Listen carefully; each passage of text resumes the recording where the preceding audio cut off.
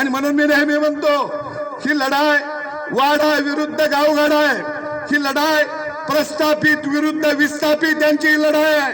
आणि म्हणून खऱ्या अर्थानं या मतदारसंघामध्ये पवार साहेब कुणाला बी देऊन देतील।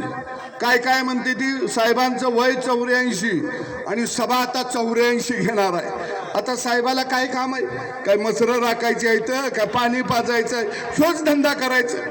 पण साहेबाला मानावं लागेल, ह्या वयात बी आमच्या सारख्याला चान्स देण्यात झालाय। ह्या वयात अहो बाप पोरग कर्तबगार झालं की प्रपंच त्याच्या हातात देतं आणि का बसतं का नाही।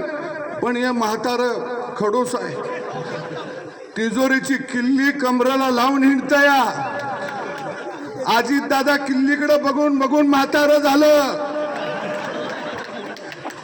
अजित दादाच्या लक्षात आलं हे म्हातारं किल्ली देत कमराची काढत नाही, म्हणून दादा आता किल्लीला लोंबकाळत म्हणताय किल्ली तोडल्याशिवाय थांबणार नाही, कारण आता हे बाद झालं। अरे आम्हाला मी प्रपंच करून काय म्हातारा झाले प्रपंच करायचा का? आणि म्हणून दादा सुद्धा मोठ्या ताकदीनं खऱ्या अर्थानं विकासासाठी हे भारतीय जनता पक्षाबरोबर आले। मी सांगोला आणि सगळ्या परिसरातला जनतेला आव्हान करू की आपण या देशाला नरेंद्र मोदीच्या रूपानं एक कणखर खऱ्या अर्थानं प्रधानमंत्री आपल्याला द्यायचा आहे आणि निश्चितपणाने ते काम